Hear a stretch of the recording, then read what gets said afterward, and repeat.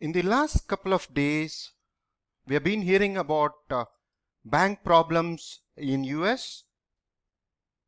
Silicon Valley Bank, closed, and there are a couple of other banks also facing problem. Couple of them has closed, and so what is it all about? Why did it happen?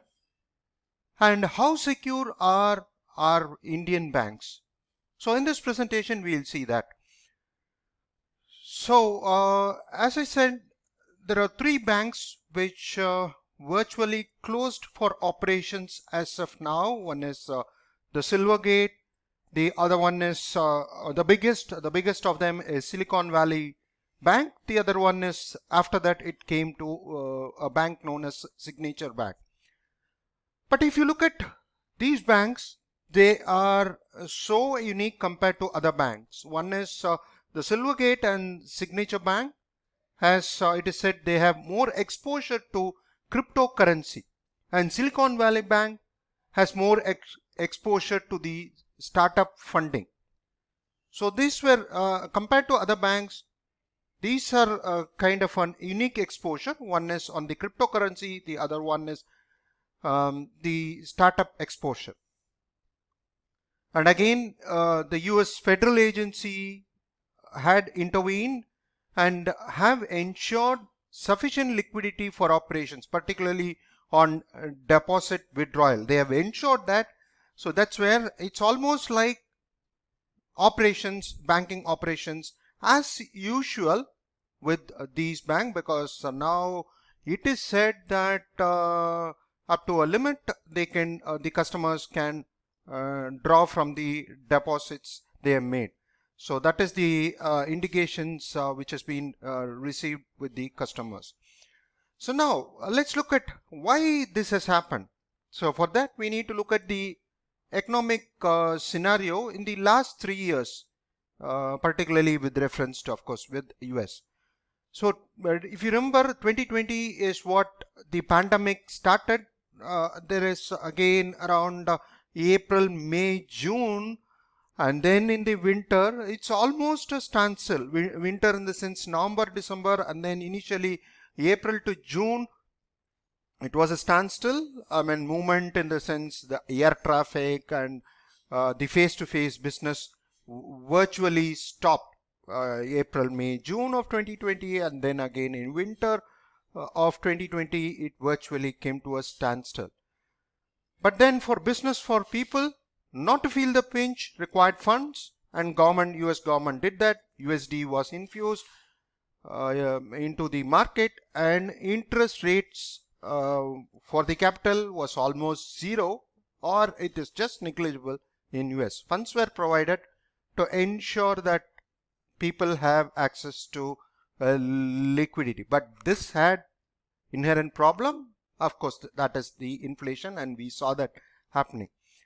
So after 2021, 21 was still having this pandemic was not still under control till up to Feb 2021.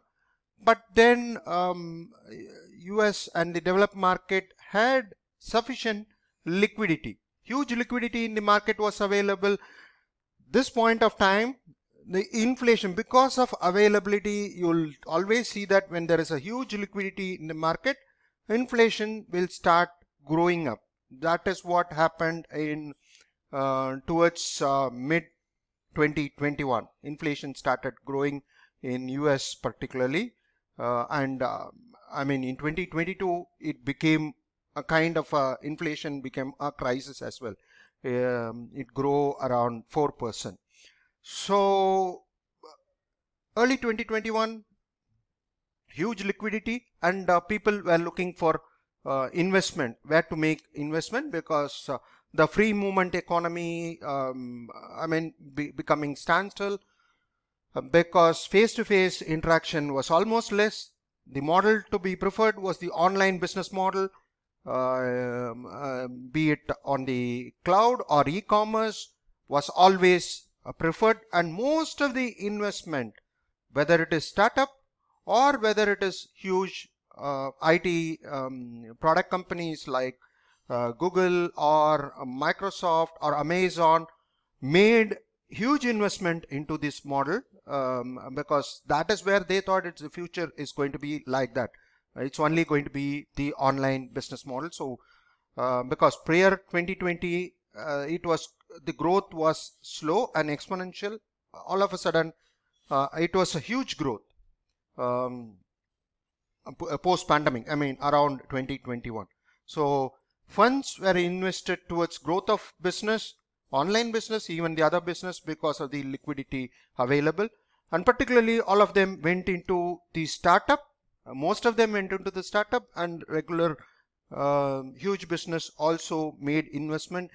And this point of time is what excessive hiring happened, and the salary levels increased also. That is 2021 till mid 2022. Excessive hiring happened along with the salary hikes. So this was still up to mid 2022. But the point to note here is the start of Russia-Ukraine war. That gave an unexpected twist. Nobody foresaw it coming, and that required a focus. And when you require a focus, naturally the funding needs to be channeled into it because of this Ukraine-Russia war. I'm not going into the politics of it, who is siding where, but the funding required there as well. So start of Russia-Ukraine war, which was unexpected, gave an unexpected twist. So all this was there, huge liquidity, excessive investment going in the startup, excessive hiring happening. But then because of the inflation and what happened mid 2022 till now, liquidity dried up with increase of interest rate plus unexpected inflation. This is now eating up the liquidity as well. So if you see the results here, the results was investor wanted whatever the investment was made, they wanted to have returns, or they want to bring down the losses in the business because the investment, they made huge investment, recruited people, and they wanted, because of that, it was eating up cash, and they want to reduce the cash being burnt. And particularly again, due to excessive hiring and growth projection they gave during the investment, it was not meeting the growth projections. So naturally, when it doesn't meet the growth projection, naturally the investor wanted the money back. So that resulted as crept in, and there was a huge job loss, and it was estimated. So towards, cutting down the cost, they eliminated jobs across the industry, particularly the IT industry. They cut jobs and cut cost, and it is estimated over 100k employees lost job, and still it is not done. So they now started looking for utilization of deposits, and that is where the Silicon Valley, I believe that's where the Silicon Valley Bank started having challenge, because 2021 they had huge deposit. But now that with all the liquidity drying up and whatever the deposits being recalled by the startup because they need funding, Silicon Valley Bank had challenges in operations. And more importantly, no end, this is at a government level, no end at sight for Russia-Ukraine war, and clearly went against what was initially planned. So they thought, easily they can, with people felt that Russia might might face the challenge because of economic sanctions, but still the war has not stopped, it is going, and that is where it has gone against the plan. So all these issues had resulted in the crisis. So now the other point is, how are the Indian banks in this scenario? How resilient are Indian banks? So we can't forego with that. Any bank or any business always has associated risk, and we have seen bank exposure to some loan which turns bad many times, but generally uh, if you look at it, with Indian banks, they secure it through collateral in the sense, if you want to go, whether it is education loan or any loans, they'll always ask for a collateral security in the form of any asset. So that is where they look at that. So even then, some of the loan turns bad, they look at collateral so that they can recover the money. So basically follow the traditional model. It's always the debt financing. Debt financing, the sense it is only through loans, and generally it is through collateral. And if you look at it, two of the banks which we saw, they were into cryptocurrency business. I mean, I will not say business, exposure to cryptocurrency was there, like Silvergate and Signature Bank. But generally, it's no to cryptocurrency exposure to Indian banks, or almost nil or negligible. Even RBI has warned against it, because nobody can control the cryptocurrency, and they had RBI has warned it in 2021 and 2022. So that's where it's more resilient. As far as the Silicon Valley Bank, if you look at it, the exposure was to the startup business. That is where the venture funding or participation in the startups is almost nil or negligible with the Indian banks.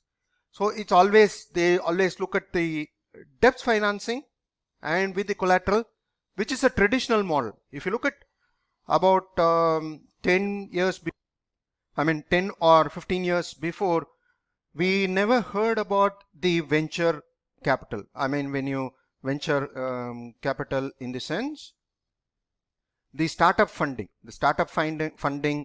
from the banks are almost nil or negligible with the Indian bank. They just give debt financing but not participates in the equity of either a small business and large business. Yes, at times they do that, but it's not like US, where there is a cryptocurrency exposure and there is a huge chunk of investment getting into the startup business, and those things are not there. So looks like Indian banks are more, they always had that traditional model of debt financing, and their fundamentals are quite strong, and RBI in control. Indian banks seems to be on more control rather than the Western bank.